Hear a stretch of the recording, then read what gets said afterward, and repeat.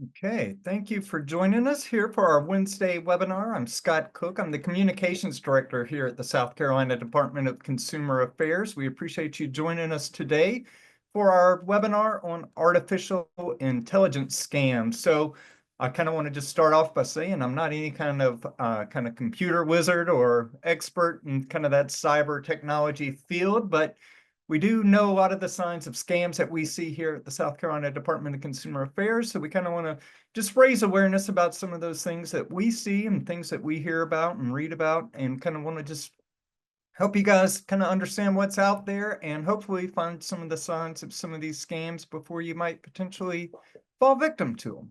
And as always, we have to give our disclaimer. This presentation is not meant to serve as a substitute for reading the various laws, discuss seeking legal counsel, or requesting department guidance and/or interpretations on the laws it administers and enforces. The presentation merely serves as an introduction and overview of our topic. And I want to give you a quick little roadmap of what we'll be discussing today. So we'll give you a quick little introduction into SCDCA, who we are, how we can help you. And then we're going to look at some of these common forms of identity theft and scams that may happen kind of related to AI and artificial intelligence. We'll kind of discuss deepfake videos, voice cloning, fake websites, and of course, phishing attempts that we all see. And those are getting a little bit harder to spot now with AI. And as always, we like to give you some free resources to help protect your information and your money. So how can SCDCA help you? You can file a complaint with our agency. We receive thousands of complaints each year. Last year, I believe, it was more than 5,000 complaints that we received, and we use a voluntary mediation process. If you have an issue, ask you kind of write out what happened, and what you would like to have the business that you're dealing with, kind of how you would like for them to respond to that. And then we pass that information along to the company and hopefully can help you guys come to a resolution with that. You can also report scams to our office. We take these reports even if you did not fall victim to a scam. So those help us out kind of with presentations like this, and it helps us monitor what's going on across the state so we can better educate other people and keep others from becoming a victim to a scam that might be out there. And you can also report identity theft to our agency. We have an identity theft unit that can kind of walk you through that process. And they have a little checklist that they go through and kind of help you find out what steps you might need to take to be able to prevent further damage and kind of minimize any damage that's out there. In some cases, they're able to help you get money back. So it's important if you're a victim of identity theft or think you are, file that report with us, and our ID theft unit can take a look at that situation with you. You can also background a business on our website. We have a list of all the businesses that we regulate and license, and you can kind of find some information about them, as well as other state agencies that might license and regulate certain industries. We have those links for you on our website. And you can also use our complaint database to search through anything that we have on file with complaints with the business and how they responded, and it might help you decide if you want to do business with that company or not. And we give free presentations like this one. We do them in person, and we, of course, do them virtually as well. We do those every Wednesday, our Wednesday webinar, of course, but we also go across the state doing free in-person presentations. So if you have a church group, a library, community group of any time, let us know, and you can request a free presentation on a variety of consumer-related issues. And of course, our office is here to answer questions. So if you have anything that pops up, you can either email us or give us a call. We have a live person who answers our calls on our front office, so you won't get a recording. And hopefully we can kind of point you to the right place. If it's not something that we deal directly with, we can get you kind of pointed in the right direction and help you get answers to those issues. Kind of the best place to find most of our resources is consumer.sc.gov, and look for that How Do I button that I've got circled right there. That's going to give you access to all those resources I just mentioned, like complaints, backgrounding a business, reporting identity theft and scams, and presentations. And you can also click that little About Us button at the top left corner, and that will give you a little bit of information about who we are and kind of how we operate and things like that. So now kind of want to get into the topic that I know you joined us for, and that is AI and the scams related to it. So I just kind of want to start out with a little bit on what is AI, what it's used for. And I kind of started with a quick Google search, and it's funny, this came up and it basically gave us the definition. Artificial intelligence is the ability of a computer system to learn, reason, and act like a human. And it's going to be able to be used to kind of analyze large amounts of data and process that information extremely quick. And I kind of laugh about this because when I started kind of looking up this information, I noticed right away Google has their little AI overview kind of image there, letting us know that they've used AI to come up with the search results. And it's kind of interesting. I've seen that disclosure before and never really paid attention to it, but I think this is a good example of just how much AI is out there, and we're all kind of using it, and even in those, simple searches that we're doing on our phones and on our devices and things like that. So we're all kind of taking part in AI in some way or another. We've got other kind of quick examples of things that maybe AI is used for. So we've got voice assistants here. So if you're asking your phone or your device to help you do something, that's going to be probably an AI-related task that it's taking part in. Writing tools can help you kind of clean up documents. They can help you write new things. You can give it just a little bit of information about what you're looking for, and these programs can give you a lot of pretty big information off those few details that you've put out. So they can really kind of help you write a whole lot of papers, things like that. Or if you have websites that you're working on, those writing tools can be used on those. Transcription software, Zoom's probably using one right now where it's writing out a lot of what I'm saying. So it's kind of transcribing, that text of what is happening in a real life meeting or presentation, and it's writing them out into text so somebody can log that information later.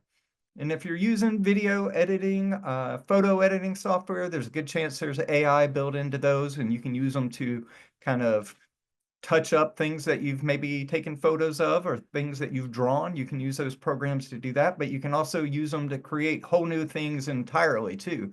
And that's kind of where the scammers come in with a lot of that type of stuff. So we'll kind of start with deepfake videos and images. Of course, it's a tactic that scammers are using it. And they're creating images, videos that can be rather convincing for a variety of scams. So we'll try to touch on just a couple. And the first one is a news story that I noticed. I believe it was from over the summer. There's a string of fake videos that were being posted on YouTube. They were a lot of times live stream videos, and they were some of the most popular ones at that time on YouTube. And a lot of times those videos were kind of loops of Elon Musk or kind of clips of things that he said in some cases, but sometimes they added things and used AI to kind of manipulate it a little bit. But they created these videos where he was talking about cryptocurrency and investing and asking people to give him money and he would invest it and then kind of send you more money once those profits started to come in. And they were very convincing looking videos. They had graphics, they had QR codes, they had all kinds of instructions, and they were sending people to websites to start sending money, what was pretending to be Elon Musk. But these scammers were using AI and other kind of video tools to create these types of videos. And they were not only getting a lot of live streams on YouTube, but a lot of people were clicking those links and going in and sending a lot of money. So a lot of funds were kind of lost to those video scams. So kind of here's a little quick look at deepfake videos and how they can be used. A lot of times, as I just said, they might pretend to be celebrities. So they're trying to be somebody that you recognize, somebody that you're more likely to watch the video of, somebody that you probably believe if they're telling you something. So that's kind of the reason why they're using those celebrities, those kind of well-known faces, well-known names. So they want to make you more likely to watch them, more likely to believe them, right? In many cases, again, they're going to prompt you to make some kind of fake investment opportunity in cryptocurrency. Those are common things that they're using these types of videos for right now. But in some cases, they can even be used to create fake personas for romance scams. So they're kind of creating these fake videos of somebody and interacting with them, sending them messages, things like that. And again, they're kind of doing those types of things that get you to believe them. You've seen the video of them talking and doing something, so you kind of more likely to believe those romance scams if they're sending you those videos that have been created through AI. And in some cases, even fake videos, images, things like that can be used in extortion type schemes. So, kind of the important thing to note with those, if you're getting those types of videos and somebody's making those things, claiming it's you in those videos, that's a good time to drop communication with that person, contact the FBI. That would kind of be your first steps in those types of things. And we'll kind of get rolling with some of these other type scams as we get going, but I want to kind of start with this what to look for with these videos.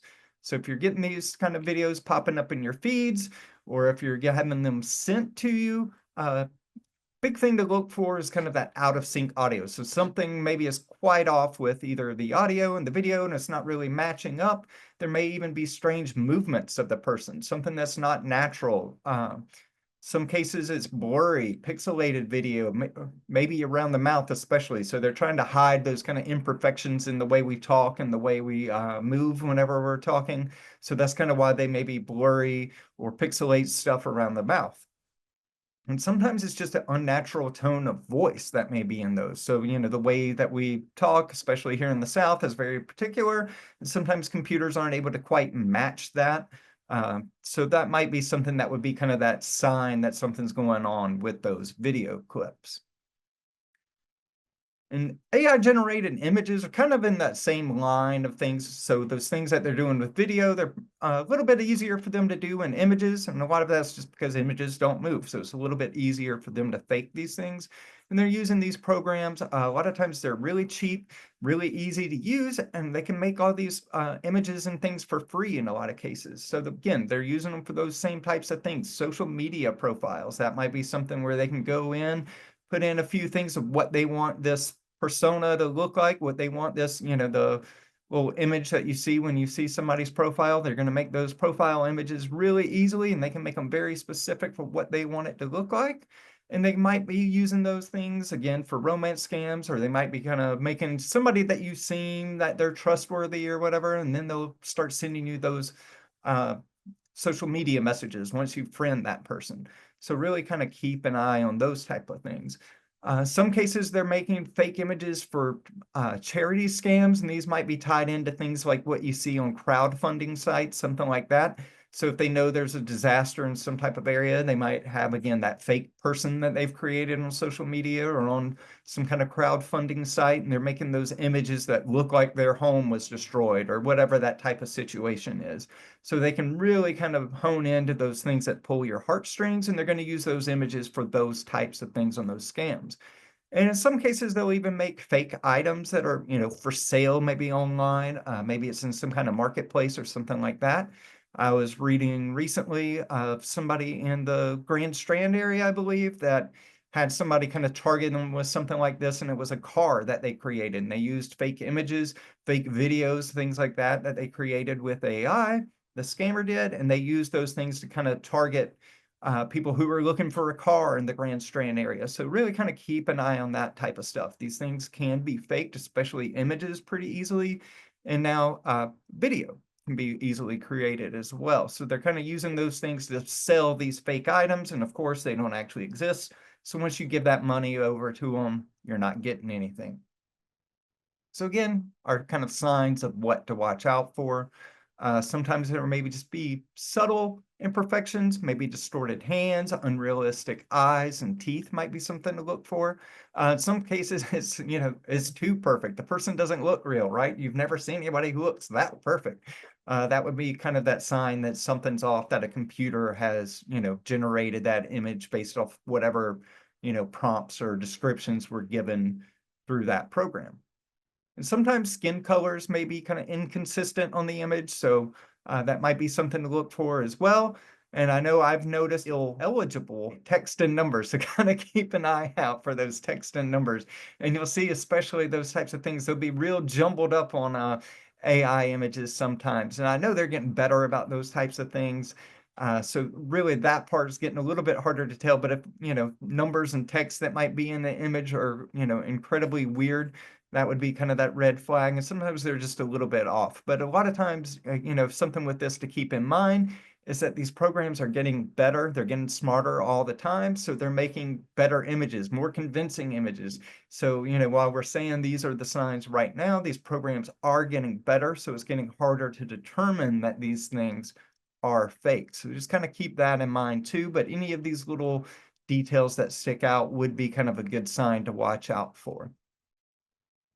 And kind of our next type of scam are these voice cloning scams. And a lot of times I tell people they're the ones that we probably started hearing about the most not too long ago. And it's because cheap programs, again, can be used to easily fake voices. And in some cases, they're using just a small sample of somebody's voice. And they're using that to recreate kind of a sound that's, similar to what that person actually sounds like. And they can get those recordings in a lot of different ways. Somebody like me probably got some of my voices on YouTube, things like that, with things that I've done for work. So it'd be kind of easy. Other cases, they might be going through social media posts and looking for those, or it might be phone calls that you've done with somebody. So they're kind of finding any kind of way they can get those little audio clips of somebody, and they're trying to get a sample of that, and then they'll use that to recreate your voice. And kind of the best known example of that are these grandparent or family emergency scams, which we've all heard about.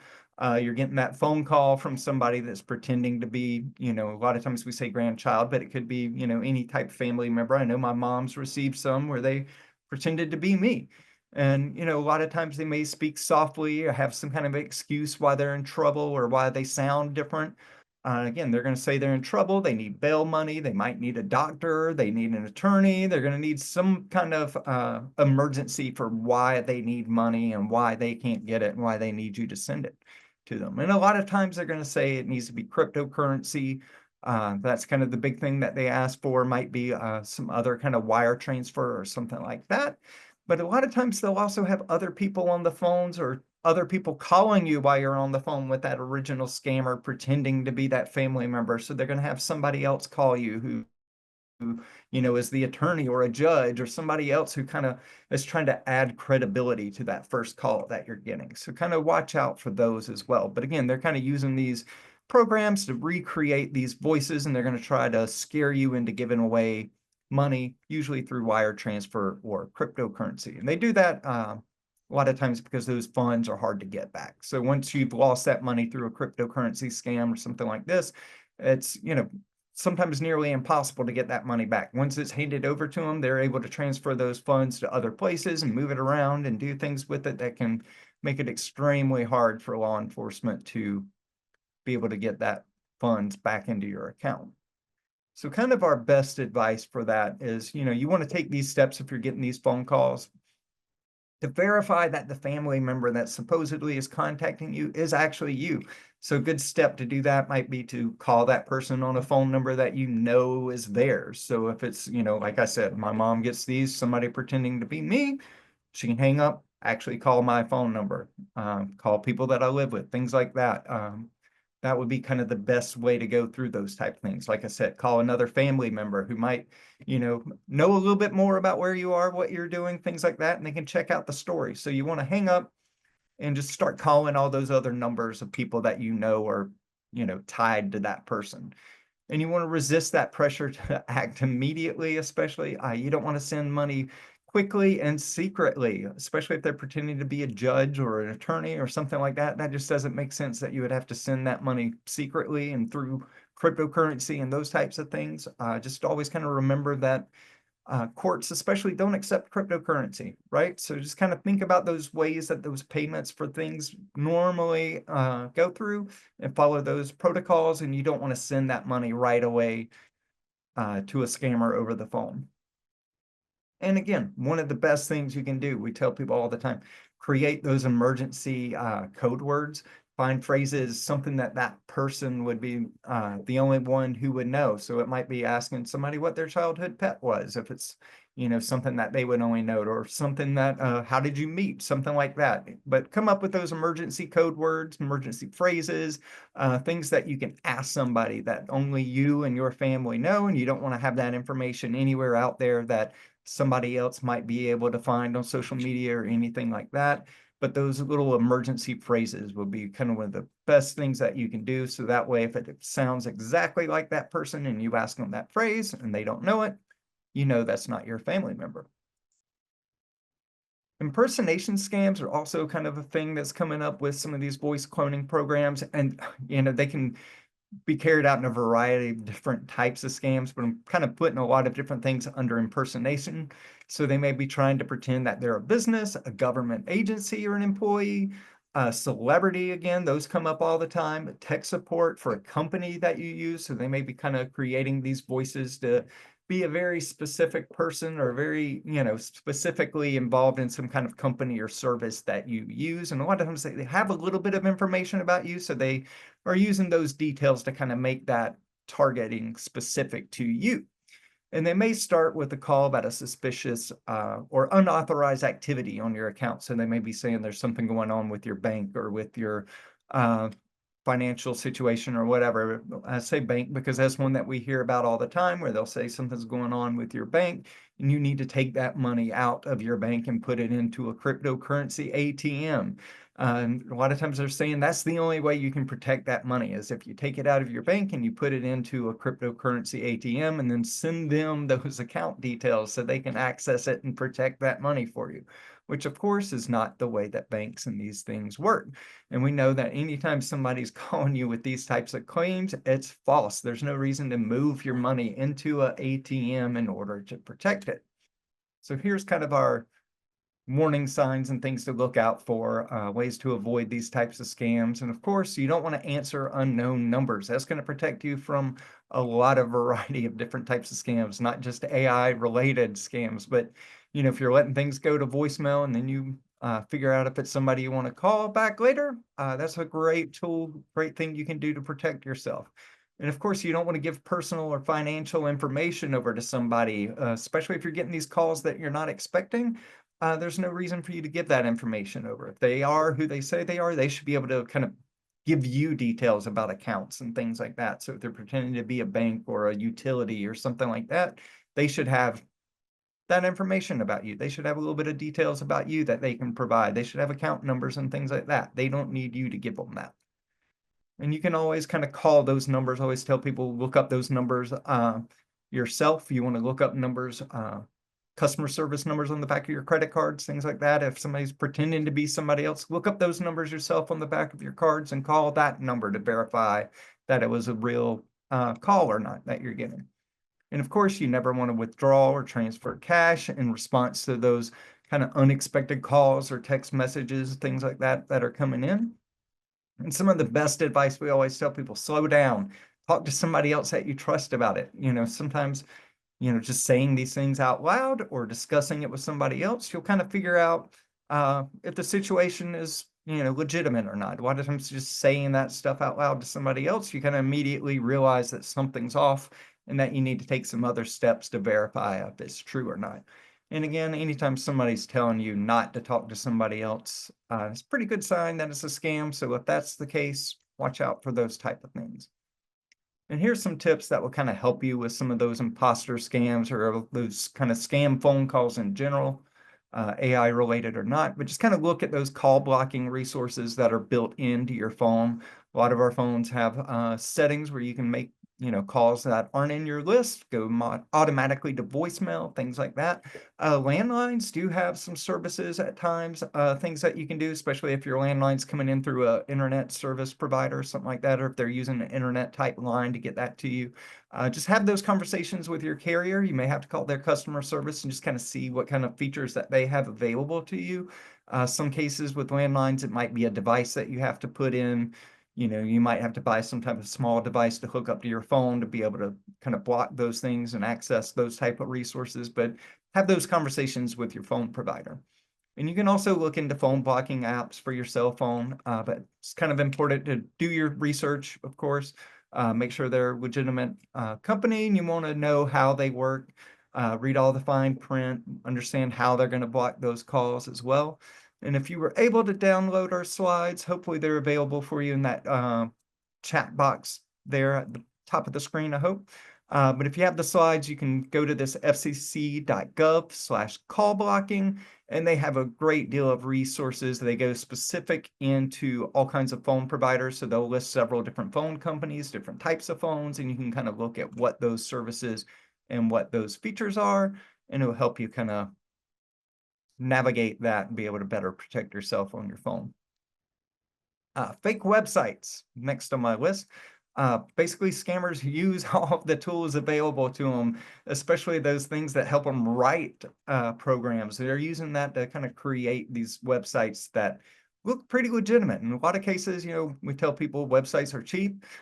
They're pretty easy to create for the most part, so scammers can take advantage of all these different tools, and they make websites that look really legitimate, and then sometimes they'll mimic real companies, sometimes they, make their own thing where it looks completely different. So take a look at that, and they may be using, again, those AI-generated images on the sites, and they're gonna use those images not only on the website with products that they may be selling, but they'll also make advertisements and social media posts.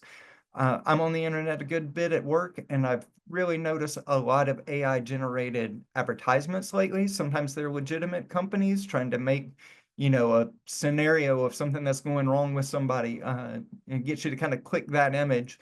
A lot of times these scammers are making these type AI generated images with those clickbait type headlines, too. So they're trying to get you to click on those. They're trying to grab your attention for that split second that you're scrolling through, and they're hoping that little AI image will be something that will grab your attention and that you'll click on and go to their site and then get, all kinds of different information about you and stuff like that through that. We mentioned kind of these online stores a little bit ago. A lot of times they'll have prices that may be too good to be true.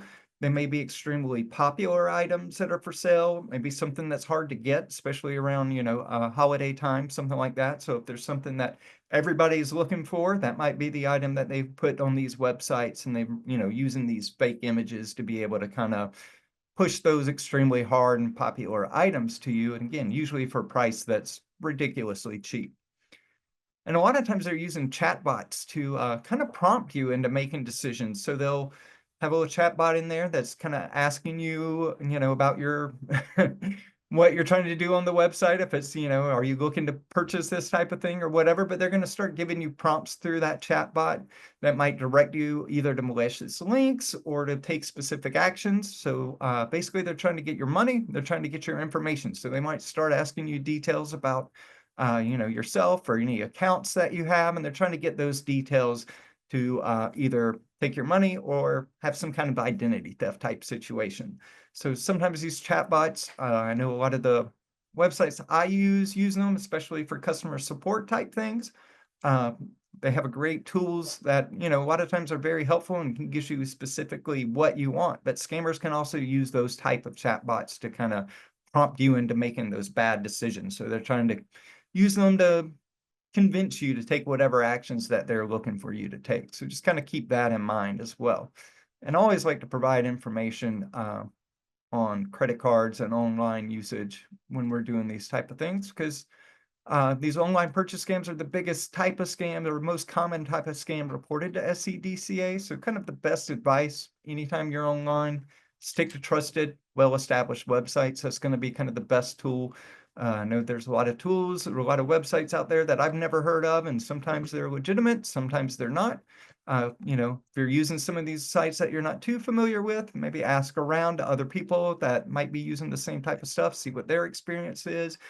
You can search online too, put the name of the website and scam, or the name of the website and complaint. That might give you a little bit better idea as well. But kind of the best advice, stick to those trusted, well-established websites, those ones that we've all been using for years now. And you only want to use your credit card when you're shopping online. They're going to give you a lot more protections than what your debit card will. So, if something goes wrong, you want to have those things in place. Credit cards are going to get you that money a lot quicker to you back on your account, and you're not going to be stuck wondering how you're going to pay bills next month if all kinds of charges start going through, things like that. Debit cards sometimes can get you that money back, but it will generally take you a lot longer to get it back. There are few less protections with them, so you really want to stick to those credit cards for online purchases. And of course, review your financial statements, keep receipts when possible, and use secure websites. Kind of the best example of that is my next slide. I'm going to show you that. When we say use secure websites, you want to make sure it's somebody that's encrypting the information that's being passed through. The best tool you can look for is there on the bottom of the screen. You should see the little lock, and then you'll see HTTPS before the address. So that's going to be a great tool to use as well, or just something to keep in mind as you're putting in your financial information on any website. And we would say if it's not secure, you probably don't want to enter that financial information there. And of course, phishing attempts are some of those scams that we've all been dealing with, I would say for years now, probably decades. But AI is making these things seem very hard to predict or, figure out what's real and what's fake. And we'll kind of get into some of that. And again, they're using a lot of the same tools that we've used or talked about to make their scams seem a little more convincing. So you're getting those emails and they've got, they're using these chat programs that can kind of weed out all those grammar errors, the spelling errors, those signs that we tell people, for years, look out for these things. So they're using these chat tools and writing tools to be able to kind of help them better write these emails, better write those text messages, things like that. And they're, using it to not only weed out the errors, but in some cases they can find out, what's more likely to make you interact with them. So they're using all of these tools to kind of make their emails and their text messages, things like that, seem more believable. One of the biggest things to watch out for, any kind of message that tells you you've got to act now or else, especially if they're asking you to confirm or verify any of your personal information, login account numbers, things like that. I know I get lots of text messages that will tell me, there's some kind of problem with some kind of account and they need me to sign in and fix it right away. So it's those types of things. So if you're getting those messages kind of out of the blue, again, you don't want to click those links that are asking you to confirm or verify information.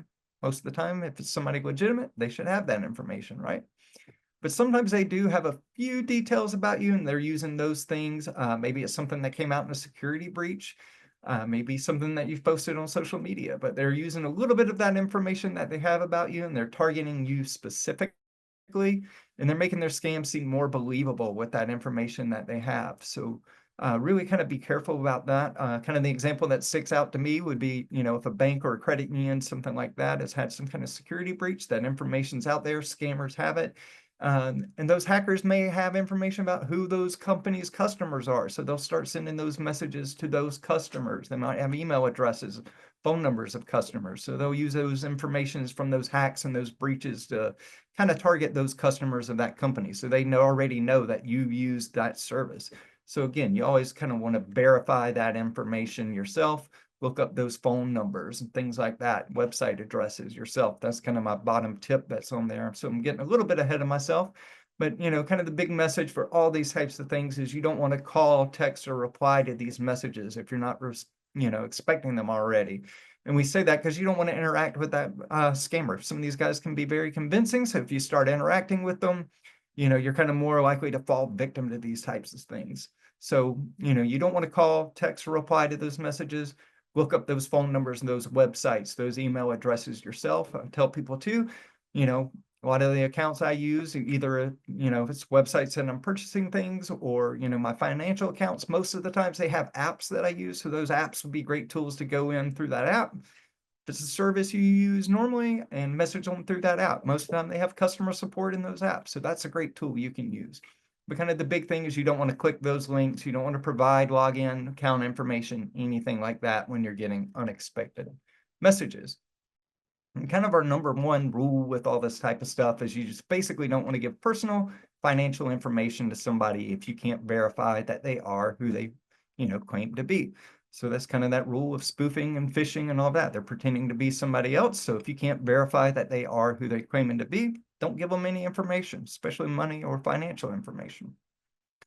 And we tell people all the time that scams change. We can't always know exactly what they're doing.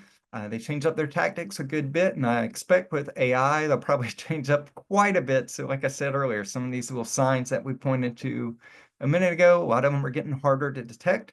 But we do know kind of the common red flags of all types of scams that are out there. And kind of the big one, again, they're going to pretend to be somebody that somebody you recognize, and they're doing that because they think you'll probably trust them or you're more likely to interact with those messages or those phone calls. So if they can pretend to be somebody else, they're going to do that. And they're hoping that you'll recognize that name and you'll respond to that message or that phone call. And again, they'll say there's a problem or there's a prize, and they do that so you'll get kind of worked up, you get excited. You either think something really good is about to happen or something really bad is about to happen. And a lot of times when we think something bad is about to happen, especially, we're more likely to act right then so it doesn't happen, right? So that's kind of why they do that. They try to get us worked up, get our emotions going, and they know we're probably not thinking straight. And that's when they're able to kind of get us in with that scam and kind of get us on the hook for those. And again, it's that pressure to act immediately, act now or else. So just kind of watch out for those type of things. Anytime somebody's telling you you have to act right now, that's kind of one of those red flags to watch out for. And again, it's they want you rushed, they want you in a hurry.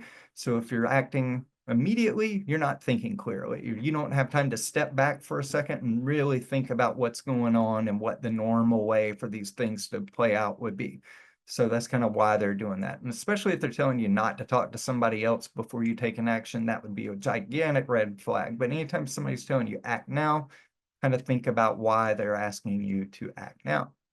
And of course, they want you to pay in a specific way. We mentioned cryptocurrency several times, especially cryptocurrency ATMs. It's kind of one of the big ways they're demanding people to pay right now, and just kind of think about why they're asking you to pay in that way. So if it's cryptocurrency, gift cards, wire transfers, kind of those things that may be a little unusual for that type of situation, just kind of take a step back and wonder why they're asking you to pay that. A lot of times they're wanting these things because it's hard to either track that money once you kind of give it away, or maybe it's hard to get that money back if it's, gone to a scammer. So just really kind of question why they're asking you to pay in that specific way, especially if it's, like I said, out of the norm, especially in a situation where, maybe judge or jury duty type thing, and they're asking you to pay in cryptocurrency. That doesn't make sense. Judge isn't ever going to ask you for cryptocurrency. So just kind of keep those type things in mind. And we have our quick little roadmap to help people avoid scams. And we kind of mentioned this earlier, but our number one thing, don't respond to those calls, text messages that you don't know. If those unexpected phone calls are coming in and they're numbers that are sketchy, block them. That's going to be a great tool to do. And I know sometimes people get frustrated. I've blocked a dozen numbers or 100 numbers as they come in. Keep doing it. Hopefully the phone carriers can kind of help prevent a lot of those messages from getting into your phone. And again, you don't want to give personal or financial information to a request that you didn't expect. Like I said, legitimate business isn't going to do that. They're not going to give you a call and want all of your account numbers, things like that. So just kind of think about that when those messages come in, and you don't want to give them personal or financial information if you're not expecting that call. And don't fall for those high pressure tactics. We kind of mentioned that a few times already. But if somebody's pushing you to make a decision, especially if they're trying to get you to pay or give personal information over, that's a good sign it's a scam. And kind of know those forms of payments that we mentioned. Again, gift cards, cryptocurrency, wire transfers, all those things are a lot of times as good as cash. And once you hand those accounts over, or those numbers on those gift cards or those cryptocurrency ATM logins, once you give that money over, it can be hard to trace, hard to get back. And that's why they like those payments. So just kind of know once somebody's asking you for those types of things, it's like you're handing them cash a lot of times. So be careful with those types of requests. And if you think something's suspicious, stop and talk to somebody, either a family member, neighbor, friend, whoever you trust. Talk to them about what happened, see what they think about the situation. Tell people there's been a handful of times where I've gotten odd messages that seemed to be somebody that I knew, but once I started talking to other people, they're like, "That's not right. What do you think's going on with that? Why is that?" And once you kind of say these things out loud, you'll kind of realize, yeah, something's not right here. It is suspicious. So really kind of take a step back with a lot of these type of things and talk to somebody else if you're kind of questioning what's going on. And as always, we've got our free tools, free resources that you can use to protect yourself. And we've got a few things here that will kind of help you with AI related things. And kind of one of our big ones, and we use this with a lot of our online presentations, just kind of think about stuff before you post it online, share with care, right? You kind of want to think about what you're posting, what it might reveal about you to an identity thief. And I put how it might impact others because you don't know.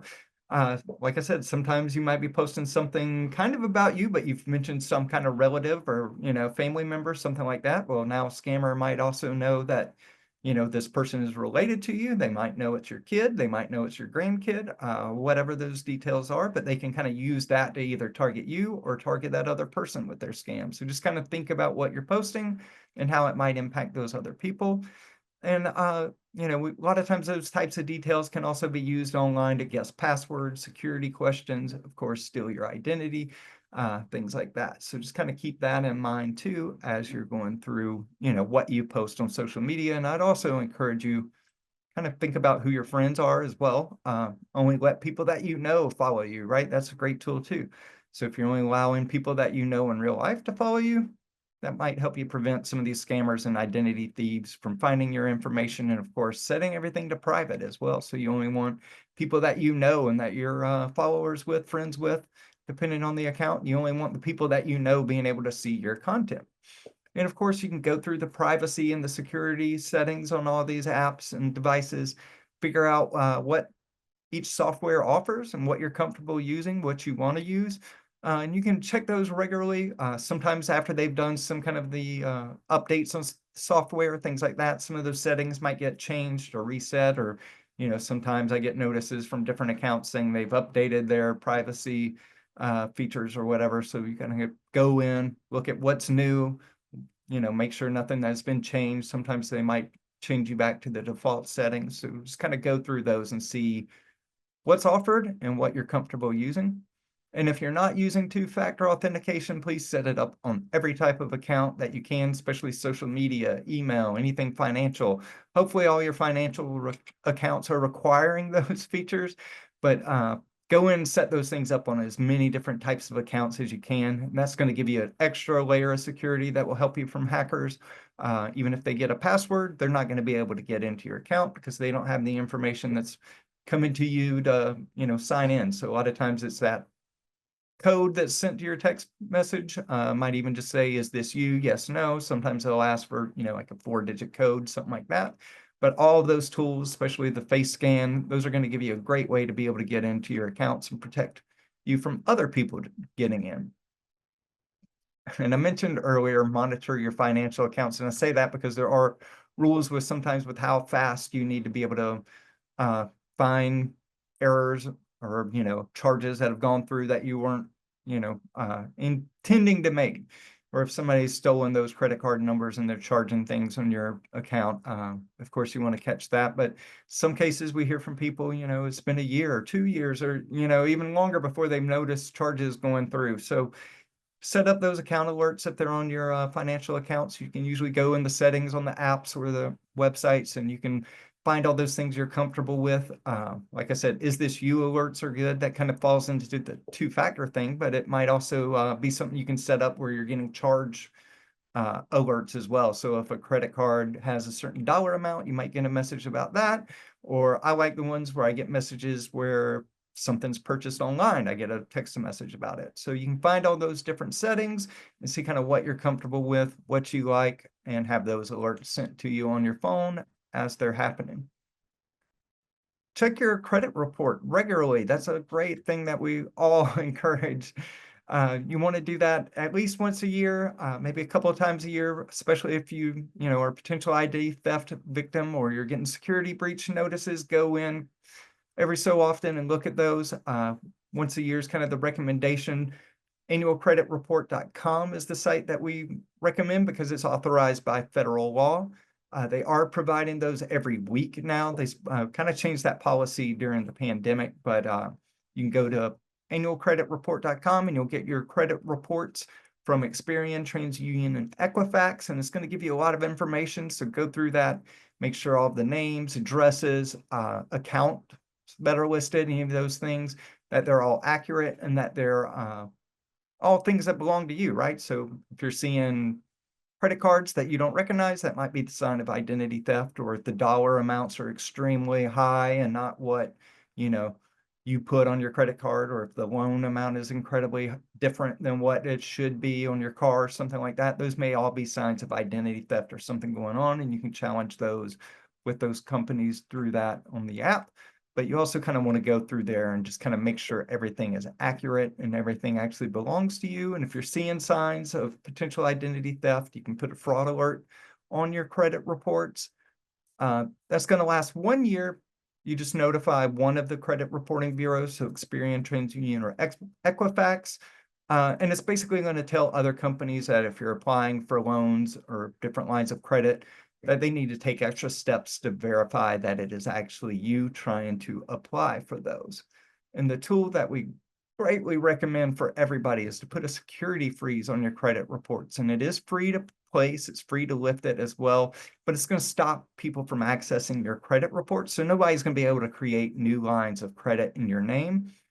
You do have to go to each of the 3 credit reporting bureaus Experian, TransUnion, Equifax, go to their website or give them a call on their phone numbers. You can put that freeze in place and they'll give you some passwords, things like that, to be able to thaw it or lift that freeze. So once you need to apply for a new credit card or a new phone, or in my case, a few weeks ago, I was trying to apply for a new internet provider. I had to lift my freeze on my credit report while I did that so they could run my credit history and see if I was somebody that they wanted to, send all that equipment to and provide all that billing information, things like that. So it's free to do. They'll be able to lift that for you in an hour. So like I was saying, I have mine frozen.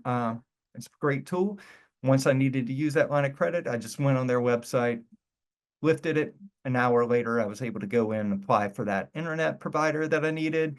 And then you can automatically set those freezes to go back in place. And it's a great tool. Again, it's going to stop other people from opening new lines of credit.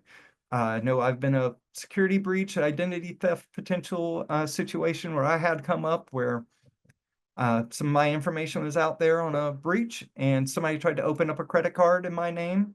Luckily, I had a freeze in place and it stopped that from happening. I got a notice from one of the credit bureaus that a application was applied. And if it wasn't me, I should let them know. And if it was me, I needed to thaw it, and put in that application again. But it was great. It did what it was supposed to do, stop that line of credit from being opened. And it's a great thing you can do to kind of protect yourself before anything bad happens to you. And if you think you're a victim of identity theft or scam, please let us know. You can file a report on consumer.sc.gov. You can also call our phone number that's listed there and ask to speak with somebody in the identity theft unit. And they'll be able to kind of walk you through that process, figure out what steps you might need to take. And we have a lot of other publications on our website as well that can kind of help you. We've got an identity theft prevention guide, which is a great tool, kind of give you those steps, kind of get in a little bit more details about those credit reports as well in our credit report guide. But we've got a lot of information that'll kind of walk you through all those types of things. And our Ditch the Pitch is a great guide. We updated that last summer. And it's got a lot of different scams that are out there and the defenses, the things you can do to kind of watch out for those scams. So that's a great book for you as well. And we have all those on our website. We either have the digital versions, or if you need a physical copy, we can mail those to you for free as well. And of course, if you're not following us on social media, please do so. I'd like to point out our YouTube channel, SCDCA TV. We put a lot of our webinars on there, so a variety of topics. So if there's something that you've missed or you want to go back and watch again, you can do so on SCDCA TV on YouTube. And just quickly, our upcoming webinars, and I know I believe a few questions come in, so I'm going to try to get those in 1 second, but we do have our upcoming webinars. Next week, we will be talking about making sense of money. We'll also do credit reports and scores demystified the week after that. That's going to be April 9th. All of these are at 10:30 a.m. Credit reports and scores is one that's a great tool. So we'll go through kind of what credit reports are, why they matter, and also kind of explain a little bit about the credit scores, how they're determined, and ways that companies might be using it to, decide if they want to give you a loan or not. And our advocacy division will be doing our Understanding Your Electric Bill presentation on April 30th. And they'll just kind of go through a bill that you might be getting and kind of explain all the different things that are on there. So I know sometimes there's a lot of different fees or processing things like that that may be on your electric bill that you're getting. So they'll kind of walk you through all those bills that you might have and kind of explain the things to look for and what's on there. But all right, that's going to kind of wrap us up, and I hope you'll consider joining us for another Wednesday webinar. And if you don't get our email notices, you can sign those up on consumer.sc.gov as well and get information for those upcoming presentations. We usually send those out on either Monday or Tuesday, but usually Monday for those upcoming presentations that we have in any given week. And you can find our list of upcoming presentations as well on consumer.sc.gov. But I appreciate you guys for being with us today, and hopefully it was helpful, and we will see you another time. Thank you.